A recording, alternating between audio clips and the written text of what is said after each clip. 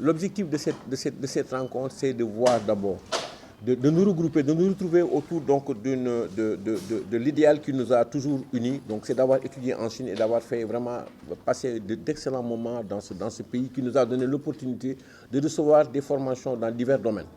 Et Madame Dioum a tout à l'heure évoqué son histoire avec la Chine. Chacun d'entre nous peut raconter une histoire similaire qui a beaucoup de péripéties et vraiment de particularités.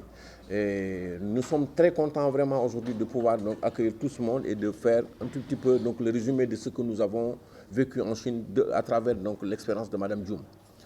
Donc, comme on l'a dit tout à l'heure, la signature de la convention de partenariat entre l'Association des anciens étudiants et stagiaires sénégalais en Chine et l'Association des entrepreneurs chinois au Sénégal est le point phare de cette manifestation. Ça marque le début d'une coopération que nous espérons donc utile, fructueuse pour ces deux associations, mais également pour le Sénégal. Parce que vous savez, la Chine, comme l'a dit Mme Dioum tout à l'heure, a pris vraiment la décision d'investir de par ses entreprises publiques et de ses entreprises privées au Sénégal. Et elles sont de plus en plus nombreuses. Les échanges entre la Chine et l'Afrique et avec le Sénégal sont de plus en plus nombreuses et importantes. Et il était très important que nous pensions à nous organiser donc, dans le cadre de notre association, de nous organiser de telle sorte qu'on puisse vraiment entrer en collaboration avec ces associations, ces entreprises chinoises qui sont présentes au Sénégal, qui interviennent dans plusieurs domaines.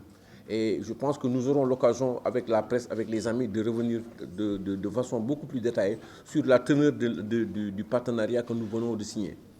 Ce qui est important à retenir, c'est l'utilité, le but essentiel de ce partenariat, c'est de donner un sens beaucoup plus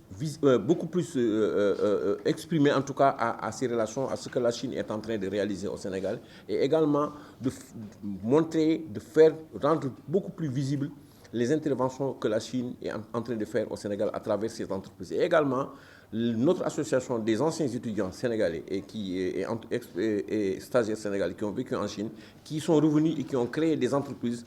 Il est temps quand même que ces entreprises puissent voir quand même le bout du tunnel, voir en tout cas se développer de façon beaucoup plus importante, parce que c'est un objectif que nous sommes fixés, de faire de sorte que toutes ces entreprises qui ont été créées par des anciens étudiants stagiaires sénégalais en Chine, puissent vraiment avoir leur impact sur l'économie nationale.